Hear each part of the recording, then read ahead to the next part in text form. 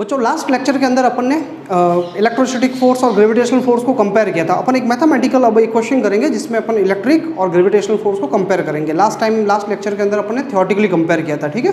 तो एक छोटा सा क्वेश्चन है, न्यूमेरिकल समझ लो इसको भले ही, या आप एक लॉजिकल समझ लो कि अगर आपको इलेक्ट्रिकल और ग्रेविटेशनल का कंपेयर करना हो, रेशियो फाइंड आउट करना हो तो कैसे करोगे। एक छोटा सा क्वेश्चन बना करके मैं दे रहा हूँ आपको। क्वेश्चन है फाइंड द रेशियो या कंपेयर, ऐसे भी क्वेश्चन ऐसे भी आ सकता है। कंपेयर का मतलब यू नहीं है, आप 2 पॉइंट लिख लो थ्योरेटिकल। कंपेयर का मतलब रेशियो, यहाँ compare the electrostatic and gravitational force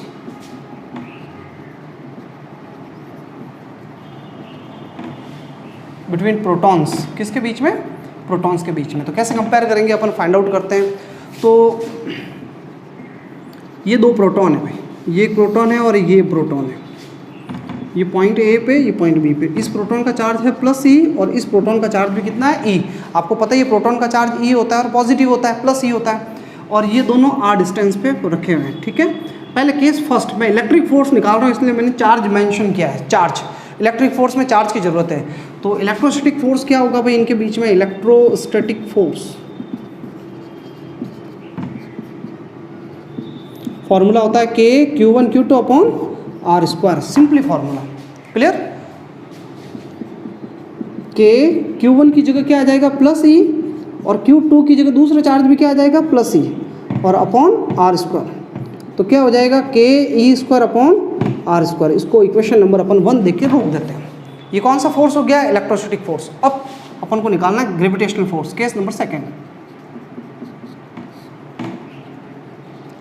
gravitational force, gravitational force निकालना है। वही प्रोटॉन है, वो दोनों, इस बार हमें मास की जरूरत पड़ेगी। प्रोटॉन के मास को मैं लिख रहा हूँ mp, और दोनों कितनी डिस्टेंस पे है, r डिस्टेंस पे। तो ग्रेविटेशनल फोर्स आपको फाइंड आउट करना है Fg, तो फॉर्मूला होगा G m1 m2 upon r square, simply formula है। G कैपिटल G है, ध्यान रखना, स्मॉल g मत लिख लेना। स्मॉल g तो वो एक्सेलरेशन होता है ड्यू टू ग्रेविटी। फर्स्ट वाला मास है प्रोटॉन का मास mp, सेकेंड वाला मास भी mp अपॉन आर स्क्वायर। और ये mp और mp क्या हो जाएगा भाई, mp का स्क्वायर अपॉन आर स्क्वायर। ये इक्वेशन नंबर इसको 2 दे दो। अब अपन को रेशियो फाइंड आउट करना है, इसने कहा कंपेयर करो, तो इसका मतलब रेशियो फाइंड आउट करना है। तो आप डिवाइड कर दो। Now equation 1 divided by equation 2, तो करो डिवाइड भाई। F e electric force upon F g gravitational force.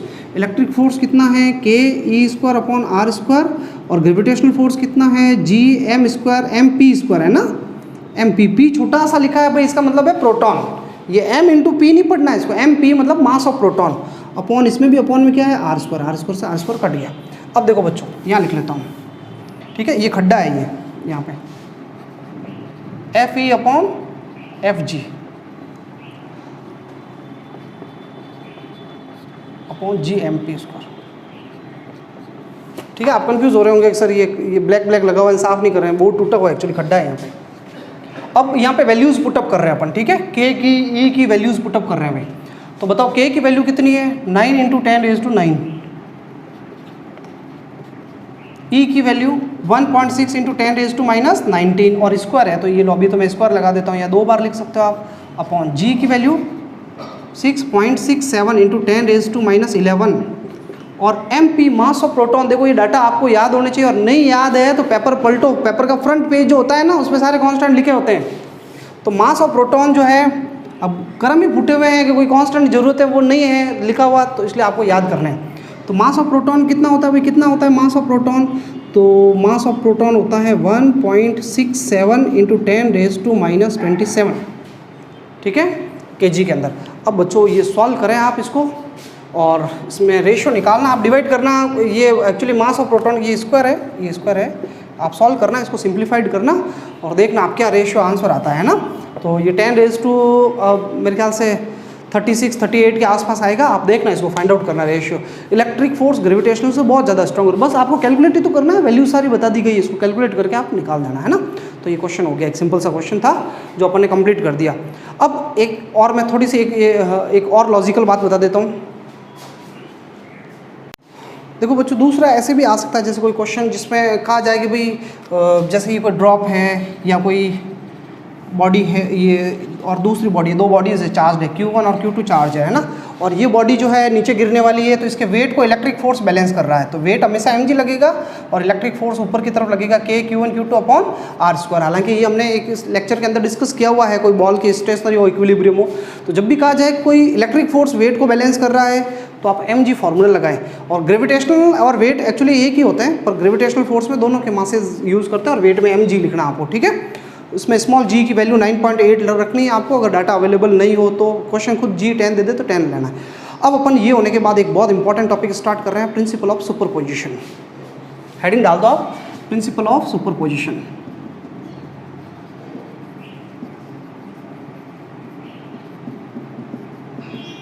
बहुत इंपॉर्टेंट है भाई, और थ्योरेटिकली इंपॉर्टेंट है, और इसके न्यूमेरिकल्स भी बहुत ज़्यादा आएंगे। तो लिखें। अच्छा, ये प्रिंसिपल है क्या, क्या निकालने वाले हम?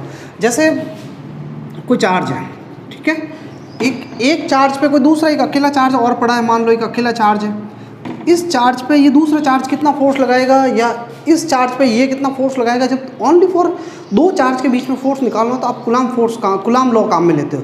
लेकिन अगर इसी चार्ज पे जब ये भी फोर्स लगा रहा है, एक और चार्ज पड़ा है वो भी इस पर फोर्स लगा रहा है, एक और चार्ज पड़ा है वो भी इस पर फोर्स लगा रहा है, तो किसी एक चार्ज पे बहुत सारे चार्ज, मल्टी चार्जेस मिलकर के फोर्स लगाते हैं, तो बहुत सारे चार्ज जब मिलकर फोर्स लगाएंगे तो कूलॉम लॉ डायरेक्ट काम नहीं आएगा।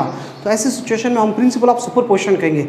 और देखो बच्चों, प्रिंसिपल ऑफ सुपरपोजिशन का सीधा सा मतलब है कि भाई आप सुपरपोजिशन का मतलब हम बहुत सारी चीज़ों को मिला रहे हैं, कंबाइंड कर रहे हैं। तो जब आप किसी एक चार्ज पे जब बहुत सारे चार्ज का फोर्स निकालोगे, ये भी इसको मान लो रिपेल कर रहा है, वो भी इसको रिपेल कर रहा है, वो भी इसको रिपेल कर रहा है, तो जब बहुत सारे मिलके एक साथ फोर्स लगाएंगे तो हमें टोटल फोर्स निकालना है। तो सुपरपोजिशन ये आपने 11th में भी पढ़ा है कि अगर आपको टोटल निकालना है तो आप सबका ऐड करते हो। अब आप सबको ऐड जब करते हो तो ऐड करने के दो तरीके हैं। अगर कोई स्केलर क्वांटिटी है तब उनको आप ऐड करते हो तो एल्जेब्रिक सम का रूल काम में लेते हो आप, एल्जेब्रिक सम। और जब वेक्टर क्वांटिटीज़ को आप ऐड करते हो तो आप वेक्टर सम का रूल काम में लेते हो। तो हमें कुछ नहीं करना है, हमें इस पर बहुत सारे चार्ज की वजह से रिजल्टेंट फोर्स निकालना है, और रिजल्टेंट नेट फोर्स निकालना है तो सारे फोर्सेस को ऐड करना है। ऐड करने का तरीका एक एल्जेब्रिक सम वाला भी हो सकता है, एक वेक्टर सम वाला भी हो सकता है। एल्जेब्रिक सम स्केलर के लिए काम आता है और वेक्टर सम वेक्टर के लिए काम आता है। और अपन को तो पता है फोर्स को ऐड कर रहे हैं हम, फोर्स तो कैसी क्वांटिटी है, वेक्टर है, तो हम वेक्टर सम करेंगे। तो बस इतना ईजी है। मैंने एक पॉइंट बोला अभी, वेक्टर सम। तो जब आपको प्रिंसिपल ऑफ सुपरपोजिशन एग्जाम में आ जाता है तो एग्जामिनर इसी वर्ड को नोट करेगा, देखेगा कि वेक्टर सम वर्ड आप लिख रहे हो नहीं लिख रहे हो, पूरे नंबर उसी के मिलेंगे। तो आप पहले एक बार प्रिंसिपल लिख लें। This principle states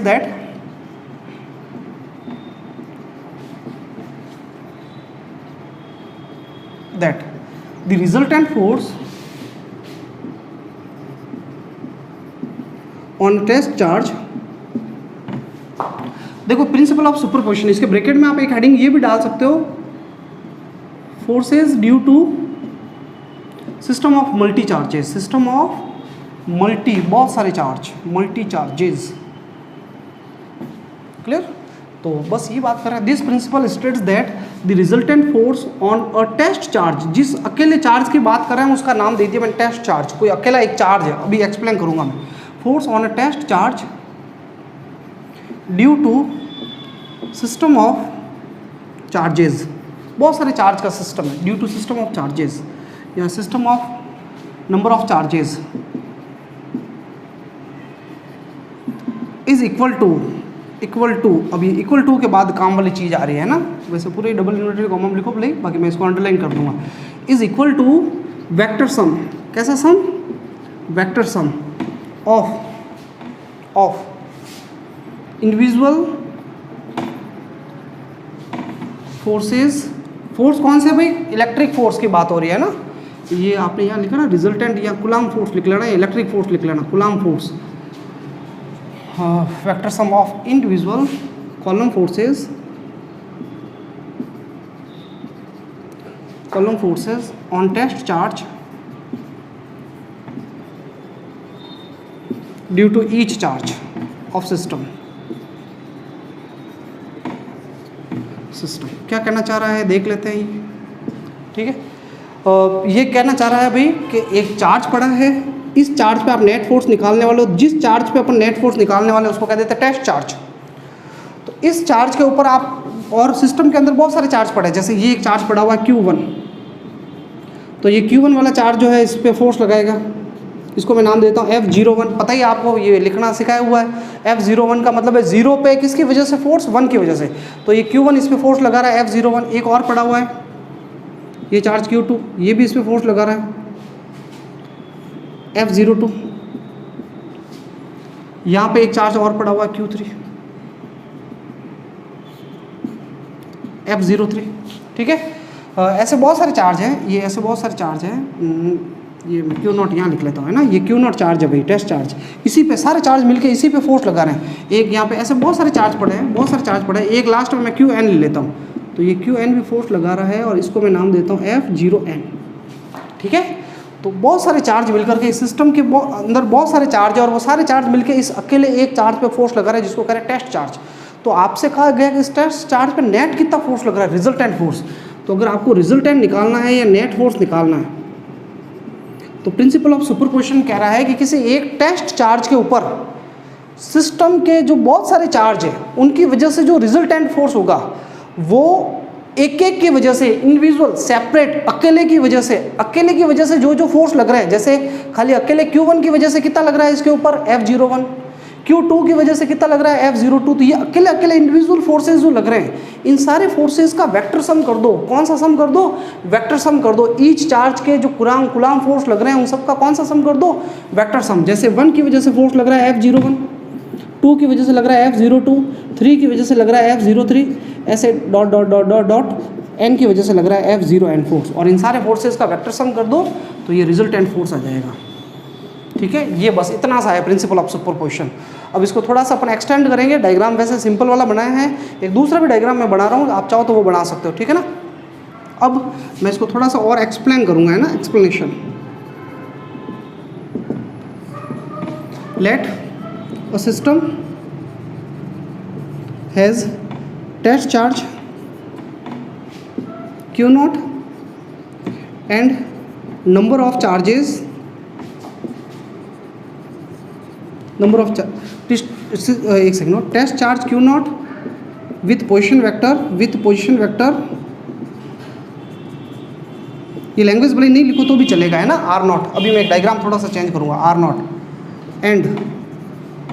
and number of charges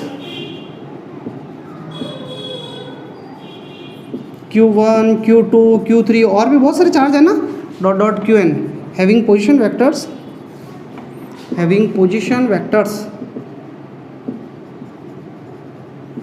R1 vector, R2 vector, R3 vector, dot dot dot dot dot Rn vector respectively. बस इतनी सी 2 लाइनें तो लिखी हमने लैंग्वेज के अंदर, ठीक है। अब मैं ये थोड़ा रफ कर लेता हूँ, एक बार मुझे जगह चाहिए, स्पेस चाहिए। आप भी चाहो तो वो डायग्राम बनाओ, नहीं तो ये रहने दो, बोले इतना कोई ज़रूरी नहीं है डायग्राम, ठीक है। मैं डायग्राम बना रहा हूँ, बाकी वो डायग्राम अगला इससे जो बेटर है, ठीक है। ये थोड़ा मैं रफ कर रहा हूँ, इसी के आगे कंटिन्यू चल रहा है। ये वाला डायग्राम बनाना आपको लगे भाई बना देना, नहीं तो हार्ड लगे तो मत बनाना। ये एक्स एक्सिस है, ये वाई एक्सिस है, ये जेड एक्सिस है, ठीक है। और यहाँ पे एक चार्ज पड़ा हुआ है, जैसे हमारा टेस्ट चार्ज ये रहा, ये टेस्ट चार्ज है। इसका पोजीशन वेक्टर कितना है R0, क्योंकि हम यहाँ वेक्टर फॉर्म में डिस्कस कर रहे हैं इसलिए हमें वेक्टर नोटेशन करना चाहिए। और एक चार्ज Q0 है, पहले एक बार देख लो आप डायग्राम, फिर उसके बाद बना देना। और एक ये दूसरा चार्ज पड़ा है भाई आपके, ये चार्ज पड़ा हुआ Q1। अब ये Q1 इसका पोजीशन वेक्टर है R1 वेक्टर, और ये किधर फोर्स लगाएगा, ये देखो, इसको थोड़ा सा मेरे को हटा दो। ये Q1 इस Q0 में फोर्स इधर की तरफ लगाएगा। क्या नाम देते हैं इस फोर्स को, ये 0 पे लग रहा है, 1 की वजह से F01 कह देते हैं ना। इसके ऊपर ये लग रहा है Q0 के ऊपर, वो कितना फोर्स लग रहा है उधर की तरफ। एक ऐसे कैसे दूसरा चार्ज पड़ा हुआ है, ये कौन सा चार्ज है Q2, इसका पोजीशन वेक्टर है R2 वेक्टर, ये इस पर फोर्स लगा रहा है इधर की तरफ। इस फोर्स को अपन क्या नाम देते हैं, ये लो ऐसे कर लेता हूँ मैं,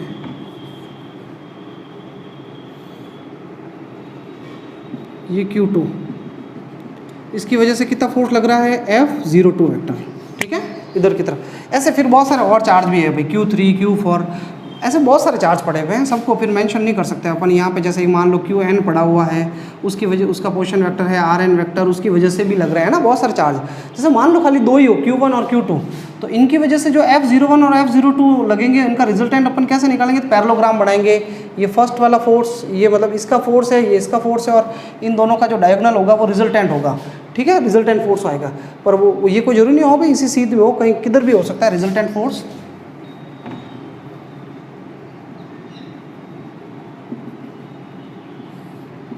ये ऐसे रिजल्टेंट है ना। तो ऐसे ये खाली दो फोर्स है, और ये जैसे मान लो Q3 होगा वो इधर लगाएगा, Q4 इधर लगाएगा, तो सबका रिजल्टेंट क्या पता किधर होगा, अपन को नहीं दिखाना, रिजल्टेंट की डायरेक्शन नहीं दिखानी, भले आप ये वाला पार्ट भी नहीं बताओगे तो कोई जरूरी नहीं। तो ऐसे बहुत सारे चार्ज मिलकर के इस अकेले Q0 के ऊपर फोर्स लगा रहे हैं। तो अपन एक एक फोर्स निकालते हैं पहले, फिर रिजल्टेंट फोर्स निकालेंगे। तो मुझे यूँ बताओ, इस Q0, ये Q1 Q0 पे कितना फोर्स लगा रहा है?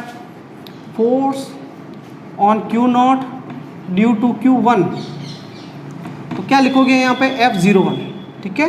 और इधर आएगा Q0 Q1। भाई हम किसके बीच में निकाल रहे हैं? 0 और 1 के बीच में फोर्स निकाल रहे हैं। तो अभी खाली 0 और 1 के बीच में निकाल रहे हैं, बाकी सबको भूल जाओ। 0 और 1 के बीच में जो पहले वाला डायग्राम बनाया था ना, Q0 Q1, 0 और 1 के बीच में हम फोर्स निकाल रहे हैं। तो फॉर्मूला सिंपल सा है ना कूलाम का, Q0 Q0 भी पढ़ते हैं, Q0 और Q1, और इनके बीच की जो डिस्टेंस है 0 और 1 के बीच की डिस्टेंस, उसको आप है ना R10 कह दो, क्योंकि रिपल्शन है तो यहाँ 0 1 आएगा, इधर 1 0 आएगा, और R10 कैप आएगा। ये तो आपको बताया हुआ है लास्ट लेक्चर में। लेकिन अब मेरी ये सजेशन है आपको कि एक्चुअली आप जो यहाँ नोटेशन लिख रहे हो वही यहाँ पे लिख लो। एग्जामिनर इसको बिल्कुल भी नहीं नोटिफाइड करता है, देखता नहीं है, ये आपको पता होना चाहिए। और ज़्यादातर गाइड्स में ऐसे ही होगा कि इधर 0 1 लिखा हुआ, इधर 0 1 लिखा हुआ होगा, भले ही इन्होंने डायग्राम में ऐसे बना दिया, बाहर जाता हुआ एरो है ना। तो अपन को इसमें बिल्कुल उलझना नहीं है। लेकिन हाँ, सही बात क्या है, एग्जैक्ट क्या चीज़ है, वो ये है कि रिपल्शन में इधर 0 1 आता है और इधर 1 0 आता है। ये मैं वेक्टर नोटेशन बता चुका हूँ। लेकिन हम अब उलझना नहीं चाहते हैं, हम कॉम्प्लिकेशन में नहीं जाना चाहते हैं, इसलिए आपको याद भी इजीली रह जाए। इसलिए यहाँ 0 1 है और इधर भी 0 1 कैप लिख लो और 0 1 का स्क्वायर लिख लो। ये 0 1 स्क्वायर का मतलब है 0 और 1 के बीच की डिस्टेंस है। तो भाई एक बार मैं वापस बता देता हूँ, ये क्या है, ये Q0 और Q1 के बीच में फोर्स है। क्या फॉर्मूला है? Q0 Q1 और अपॉन में है डिस्टेंस का स्क्वायर आ रहा है 0 और 1 के बीच के डिस्टेंस का, और ये R कैप आ रहा है यूनिट वेक्टर। क्लियर? ऐसे कैसे? सिमिलरली फोर्स इस पे बताओ भाई, फोर्स ऑन Q0, इसी Q0 पे अब Q2 की वजह से कितना फोर्स लगेगा? यार सिंपल सा तो है बिल्कुल, F02 वेक्टर के किसके बीच में? Q0 और Q2, तो K Q0 Q2 और R02 का स्क्वायर और R02 का कैप, बस सिंपल सा है ना। जो यहाँ लिखा वही नोटेशन यहाँ लिखना, अपन को कोई नाम ही नहीं लेना, अट्रैक्शन है रिपल्शन है। फोर्स ऑन Q0, सब Q0 पे निकल रहे हैं, ड्यू टू Q3 कितना होगा भाई? F03 का vector K Q0 Q3 R03 का स्क्वायर और R03 कैप, ठीक है।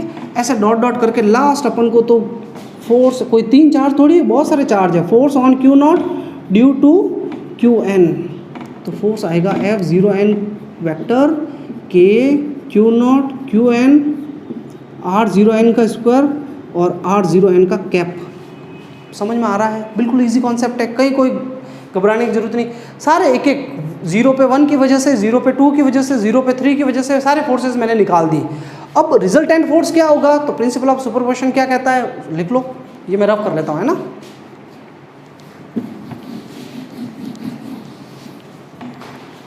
According to principle of superposition,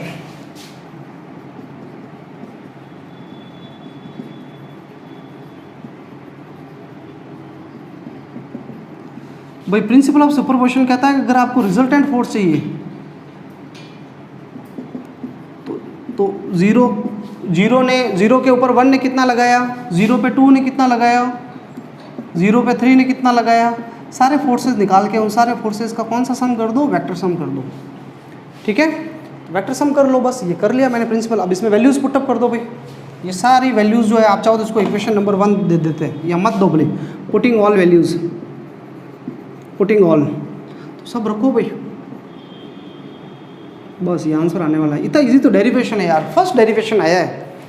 F01 की वैल्यू क्या है भाई? 0 और 1 के बीच में ये रख दो, K Q0 Q1 R01 का स्क्वायर और R01 कैप, फिर K Q0 Q2 R02 का स्क्वायर और R02 कैप। F03 क्या है ये पढ़ा देखो, K Q0 Q3 R03 का स्क्वायर और R03 कैप। अब मेरे देखो यहाँ जगह कम पड़ रही है तो मैं इसको रफ कर रहा हूँ।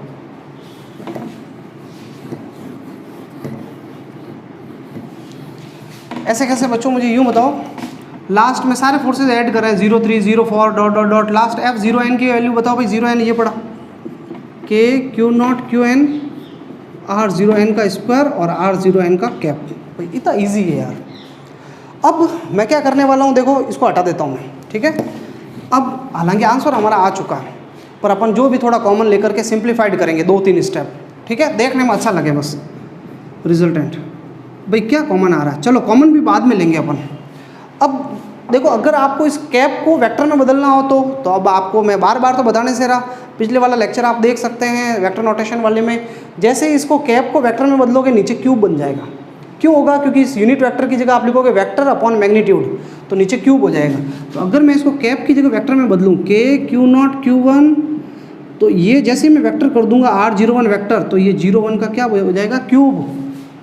ये क्या होगा भाई K Q0 Q2 R02 का क्यूब और R02 vector, K Q0 Q3 R03 का क्यूब और R03 vector, dot dot dot dot K Q0 QN R0n का क्यूब और R0n का वेक्टर। बस ये, और आपको जज गई कि नहीं, हम तो फ्री बैठे हैं और स्टेप आगे लिखें, तो कैसे लिखोगे आप, क्या कॉमन आ रहा है, K कॉमन ले लो भाई और Q0 भी कॉमन ले लो, तो पीछे क्या रह गया, तो ये पीछे रह गया एक तो Q1 रह जाएगा R01 का क्यूब और R01 वेक्टर, ये Q2 R02 का क्यूब और R02 वेक्टर है ना, क्यूब है नीचे। यहाँ पे K Q0 बाहर ले लिया आपने तो क्या रह जाएगा Q3 R03 का क्यूब और R03 का वेक्टर।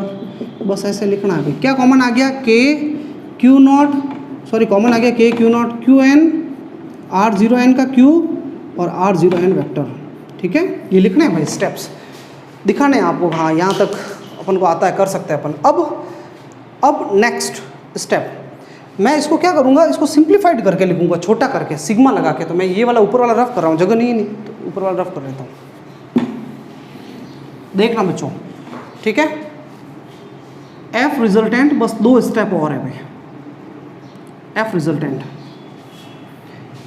K Q0 पड़ा हुआ है, मैं इसको सिग्मा लगा के लिख रहा हूँ। ये बार बार आ रहे हैं ना, बार बार प्लस आ रहे हैं, तो इसको एक साथ लिखा जा सकता है सिग्मा लगा के।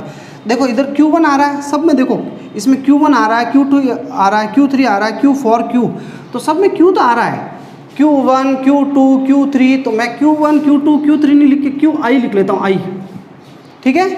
और I की वैल्यू कहाँ से कहाँ तक हो रही है, 1 से लगा के कहाँ तक है, N तक। देखना अगला स्टेप, नीचे देखो भाई, नीचे सब में R का क्यूब आ रहा है, नीचे R क्यूब आ रहा है, देखो सब में R cube R cube R cube आ रहा है। R01 आ रहा है, 02 R03, तो 0 तो आ ही रहा है। और ये जो 1 2 3 4 आ रहा है, इसकी जगह आप क्या लिख लो, I लिख लो, I। और I की वैल्यू कहाँ से कहाँ तक हम बता ही रहे हैं, 1 से लगा के N तक। और फिर ये पास में क्या आ रहा है भाई, R वेक्टर भी तो आ रहा है, R वेक्टर, ये 01 02 03, तो मैं लिख लेता हूँ R0I वेक्टर। अब कोई भी जैसे इसमें I की जगह 1 रखेगा, I की जगह 1 रखेगा, Q1 आ जाएगा, ये देखो Q1। I की जगह यहाँ पे भी 1 रखेंगे तो R01 का क्यूब आ जाएगा और 01 वेक्टर, ये पहला स्टेप आ जाएगा। फिर I की जगह 2 रखोगे, सेकंड स्टेप, थर्ड स्टेप, ये इसको। अब एक लास्ट स्टेप है फाइनल वे, ठीक है। फाइनल स्टेप है जो मैं आपको वेक्टर नोटेशन में बता चुका हूँ, उसमें टाइम खराब नहीं करेंगे हम। ये Q0 पड़ा हुआ है भाई, आप चाहो तो K की जगह K कितना होता है, 1/4πε0 लिख लो। लास्ट में K की वैल्यू बता दो, 1/4πε0 सिग्मा। I की वैल्यू 1 से लगा के N तक, ये QI पड़ा है अपॉन, देखो ये R0I वेक्टर है ना, R0I वेक्टर, इसको आप लिख लो ऐसे, RI vector minus R0 vector. ये अपन ने वहाँ लिखा सीखा हुआ है। जैसे ये R01 वेक्टर था तो इसको अपन ने लिखा था R1 vector minus R0 vector, ये आप वेक्टर नोटेशन में देखना।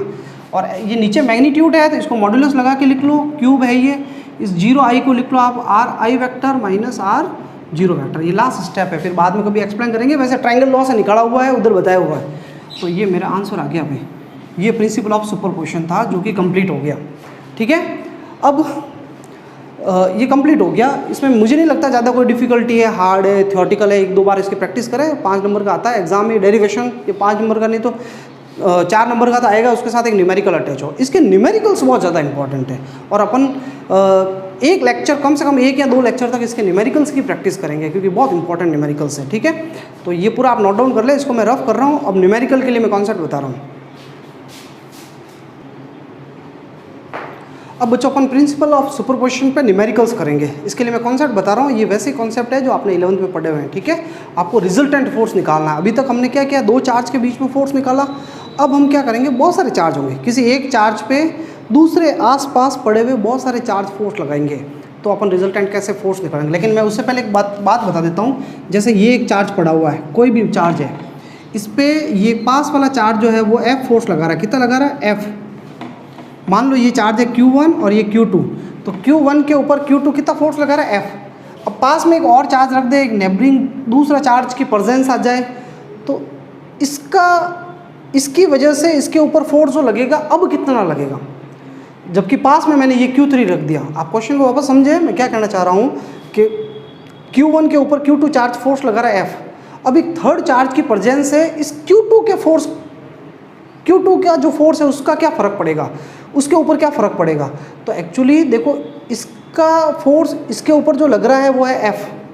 पास में एक चार्ज और रखा आपने, तो इसका तो इसकी वजह से इसके ऊपर तो F ही लगेगा, क्योंकि 2 चार्ज के बीच में फोर्स खाली 2 पे डिपेंड करता है। कूलाम का फॉर्मूला है K Q1 Q2 upon R²। तो इसकी वजह से इसके ऊपर पहले फोर्स F था, भले ही पास में ये रख दिया, एक क्या और रख दो चार्ज, तो भी इसकी वजह से तो फोर्स F ही रहेगा। हाँ, अगर ये क्वेश्चन कहता है इस पर नेट फोर्स क्या रहेगा, तो नेट चेंज हो जाएगा। अब इसकी वजह से F लग रहा है, तो मान लो ये भी कुछ और लगाएगा, तो दोनों मिलकर के रिजल्टेंट फोर्स चेंज हो जाएगा। बट इसकी वजह से क्या फ़र्क पड़ेगा, थर्ड चार्ज के प्रेजेंस की वजह से, तो ये कोई फ़र्क नहीं पड़ेगा, नो चेंज होगा। ये 2013 में क्वेश्चन आया हुआ है। ठीक है ना, तो थर्ड चार्ज या नेबरिंग चार्ज की प्रेजेंस से 2 चार्ज के बीच में जो फोर्स है उस पर क्या फ़र्क पड़ता है, कुछ भी नहीं फ़र्क पड़ता है, नो चेंज। अब इसको तो छोड़ो आप, अब अपन है ना न्यूमेरिकल्स के लिए मैं कुछ कॉन्सेप्ट बता रहा हूँ। मैं प्रिंसिपल ऑफ सुपरपोजिशन के लिए कुछ कॉन्सेप्ट बता रहा हूँ। ठीक है, इंपॉर्टेंट कॉन्सेप्ट्स हैं। सबसे पहला फर्स्ट, किसी एक चार्ज पे मान लो 2 फोर्स लग रहे हैं और दोनों फोर्स सेम डायरेक्शन में लग रहे हैं। जैसे ये एक चार्ज है, ये एक चार्ज है, इस पर कोई एक चार्ज फोर्स लगा रहा है F1 और एक और चार्ज वो भी इधर ही फोर्स लगा रहा है F2। दो फोर्स लग रहे हैं F1 और F2। तो देखो बच्चों, एक चार्ज पे 2 फोर्स लग रहे हैं, F1 इधर लग रहा है और F2 भी इधर लग रहा है। अब आपसे पूछे नेट फोर्स बताओ क्या होगा, तो अगर नेट फोर्स यहाँ पे फाइंड आउट करना है, नेट फोर्स, तो आपको वेक्टर डायरेक्शन देखने की जरूरत नहीं, आप तो डायरेक्ट ऐड कर दो, F1 + F2 डायरेक्ट ऐड कर दो। F1 और F2 को डायरेक्ट ऐड कर दो, यहाँ मैं वेक्टर नहीं लगा रहा हूँ। एक F1 इधर लग रहा है, F2 भी इधर लग रहा है, तो नेट फोर्स फाइंड आउट करना है तो दोनों फोर्सेस को डायरेक्ट ऐड कर दो। जैसे एक टेबल है, उसको एक जना 5 न्यूटन से खींच रहा है और एक दूसरा जो है उधर ही 2 न्यूटन से और खींच रहा है, तो 2 जने मिलके एक ही डायरेक्शन में खींच रहे हैं, तो 5 और 2 कितना हो जाएंगे, 7 हो जाएगा। ऐड कर दो, बस डायरेक्ट ऐड कर दो अगर 2 जने सेम डायरेक्शन में हो तो। सेकेंड सिचुएशन, ये इंपॉर्टेंट है, इस पर ज़्यादा न्यूमेरिकल्स मिलेंगे। अपोजिट डायरेक्शन, 2 फोर्स लग रहे हैं बट इन अपोजिट डायरेक्शन। ये F1 इधर लग रहा है और F2 उधर लग रहा है। ठीक है, और ये F1 बड़ा है, F1 जो है F2 से बड़ा है। जैसे एक टेबल को एक जना 5 न्यूटन से इधर खींच रहा है और एक जना 2 न्यूटन से उधर खींच रहा है टेबल को, तो किधर जाएगी, 2 न्यूटन से उधर खींच रहा है, 5 से इधर खींच रहा है, तो भाई टेबल इधर की तरफ जाएगी, क्योंकि ये फोर्स ज़्यादा है और 5 ये लगा रहा है, 2 उधर लग रहा है, तो नेट फोर्स 5 में से 2 माइनस हो जाएगा, तो कितना रहेगा, 3 रहेगा।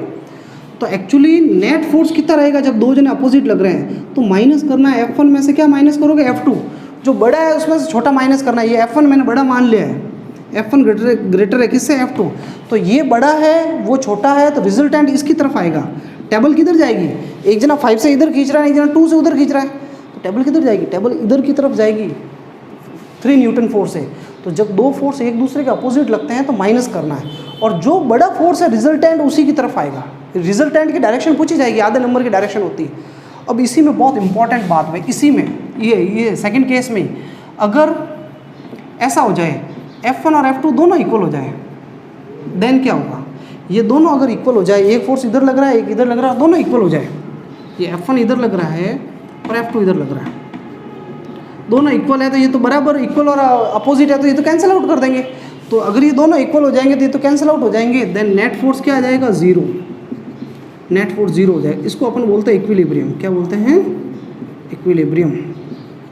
तो नेट फोर्स अगर 0 होता है या एक चार्ज अगर इक्विलिब्रियम में होता है तो आपके दिमाग में सबसे पहले ये आ जाना चाहिए कि 2 इक्वल फोर्सेस वर्क कर रहे हैं और अपोजिट लग रहे हैं। तो भाई बच्चों ये बहुत इंपॉर्टेंट सिचुएशन है जब नेट फोर्स क्वेश्चन खुद कहेगा कि कोई भी डिस्टेंस फाइंड आउट करवा सकता है, कुछ भी फाइंड आउट करवा सकता है, और आपसे कहेगा charge in equilibrium, under equilibrium charge the net force on charge is 0।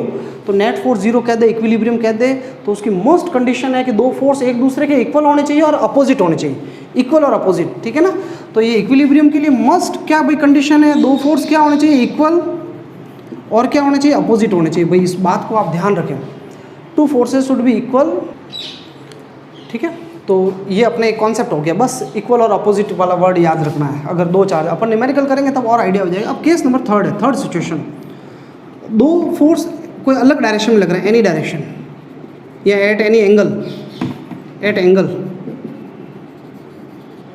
जैसे एक फोर्स लग रहा है इधर F1 और एक फोर्स लग रहा है इधर F2, और दोनों के बीच में कितना एंगल है, थीटा है।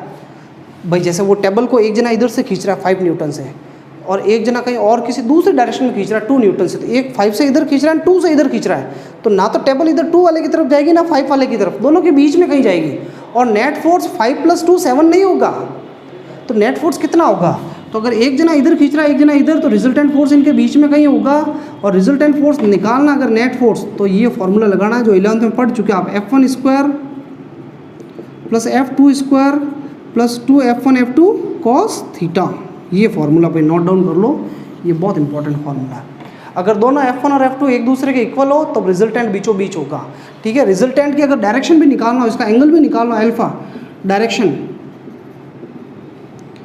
tan अल्फा, तो इसका ये फॉर्मूला है, लिख लो। अपन न्यूमेरिकल करेंगे तब क्लियर हो जाएगा। F1 इधर आ जाएगा क्योंकि F1 के साथ एंगल अल्फा बना रहा है, और इधर ऊपर नीचे दोनों तरफ F2 आ जाएगा, और इधर आ जाएगा साइन थीटा और इधर आ जाएगा कॉस थीटा। तो ये सारे फॉर्मूले आप नोट डाउन कर लें, अपन इनके ऊपर न्यूमेरिकल्स करेंगे और बहुत सारे न्यूमेरिकल्स करने हैं।